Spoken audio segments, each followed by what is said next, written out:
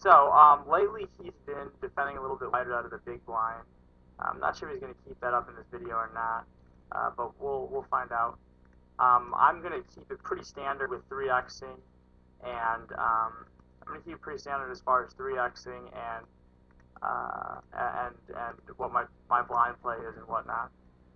Here we've got a little flush draw miss in the bottom left, so I'm just going to bet 50 bucks. The main reason is because I assume that he just value bets all strong hands against me here. I just assume that he value bets basically any queen jack or better, and so I'm just not really that afraid. Not really that afraid of anything. In the top left, I don't lead the turn because I can't really get two streets out of it.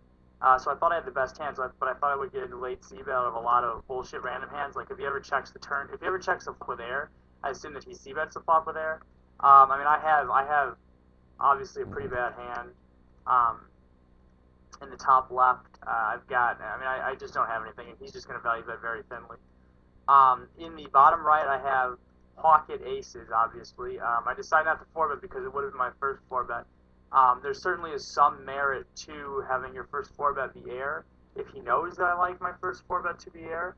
The single click activation didn't work because I tried twice for it to be to call it quickly, but that just didn't work. Anyways, the top left, I'm going to check back because I'm basically just pot controlling. On bottom right, when he checks, I elect to check behind because I know that he knows that I'm capable of betting all of my floats. There's two main reasons. One, I know that he knows that I'm capable of, on the top right, I think he'll have ace x a lot, so I just check back. I mean, here he has a 10, maybe he would have folded. Bottom left, or top left, I don't expect him to,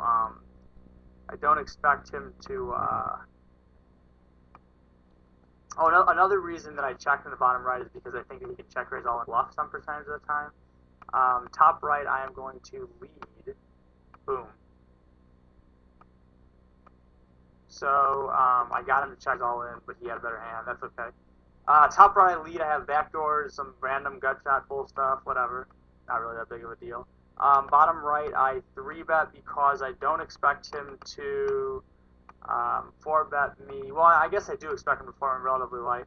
But I also, since they open 100% of buttons, you have to widen your 3-bet for value range, which is why I did that, and also why I 3-bet ace 10 off on the bottom left. I mean, once you get into a certain amount of, I guess, meta, on the top left, I can certainly choose to bluff. The bottom right, he knows that I like to do all this. He knows that I like to bullshit, raise, re-raise, etc., etc., etc. So I'm just going to click it back.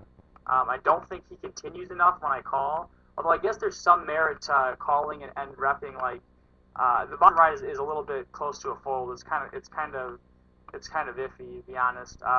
Because even though I have the best hand a good percentage of the time or whatever, even though I have the best hand a good percentage of the time, it's not pot limited. Oh no, okay. Even though oh fuck, I didn't reload. I'm just like not even paying attention to all the tables. Anyways, even though I have the best hand a good percentage of the time, that's fucked up. I didn't reload on the bottom right because I was gonna overbet shove. That's so fucking good. How do I know? Oh, I guess I just don't have a lot of reload on these tables. Anyhow, bottom left, I'm just going to go for 2 streets. I'm going for 2 streets because, how did I just now reload again? I just don't understand. Oh, there we go. Anyways, I'm going for 2 streets because I think that my hand is stronger than what his range is as far as his, I think that my hand is not, this is going to be my first,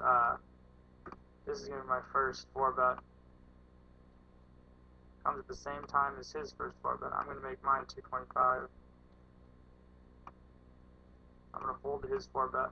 I want him to think that I folded to his 4-bet.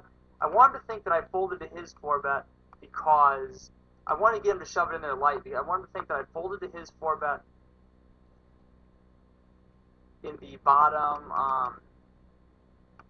I want to think that I folded to his 4-bet in the top right because I had air myself and I wanted him to fold, sort of like a monkey see, monkey do thing. It didn't work. It didn't matter obviously because he just had pocket kings.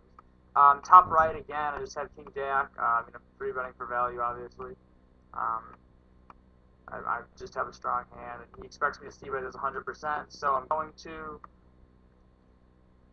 let's see, bottom left. Obviously, even if we have the best hand with 2s there, it's a terrible spot. I have some backdoor draws and some other bullshit, but nothing's gonna write home on anything. Okay, so here I'm going to 2-barrel because he doesn't expect me to 2-barrel, and I'm probably going to jam the river for value also. And because I think that leading up to this match, we talked a little bit about stuff, and I think the entire time we had sort of talked about how we were going to bluff in spots we don't normally bluff in, blah blah blah. So there's all this sort of implied meta going on, barrel people on paired boards, and all this random shit going on. So because I'm trying to take some non-standard lines, and also on the bottom row, I'm just not going to bluff. He's going to have king or queen high pretty much all the time. Sometimes he's going to have a slow play, something or other like he did.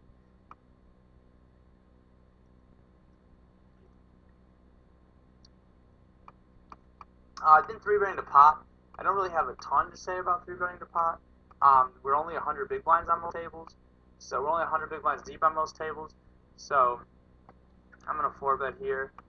Jacks are just a good hand to 4-bet because they don't play as well post-flop. I mean, obviously it's a super strong hand, okay? Pocket Jacks is a super strong hand, but it doesn't play as easily post-flop as a hand like Kings or Aces would. So if I'm going to slow play hands like that, I'm going to choose Kings and Aces to slow play easier than Jacks or Queens, because both those hands just do really, really well versus get it in range.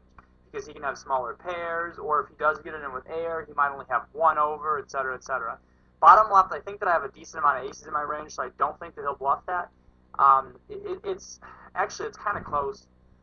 Actually, I'm going to call. I think he expects that I have a lot of 8s and 9s in my range and a lot of weak stuff. And so because I think that he thinks I have a lot of 8s and 9s in my range, I'm going to call with my jack. He also is calling pre with like king 6 suited and stuff like that, and it's probably a spot where he just has to bluff. He sort of feels entitled to bluff. Top right, I obviously just don't have anything. I'm just going to fold. One of these times, though, he's going to get caught. Bottom right, I don't have a strong enough diamond to be comfortable. C-bet flop and calling a check raise or anything like that. So I just check behind even though I don't have showdown value. Most of the time I will have showdown value there, so checking behind when I don't have showdown value just doesn't really worry me too much. It just doesn't really, I'm just not concerned the way my range is constructed. Now the top right, when I check twice, I expect to get a decent amount of credit for a queen, and so I'm going to bet this river right quick for $75. Does 75 make him fold any more than he normally would? Yeah, maybe it does. I'm not really sure, to be honest. Bottom left, I have overs, but the board is insanely wet, so I'm just going to check and give up. Yes, it probably gives him too much free reign if I check and give up.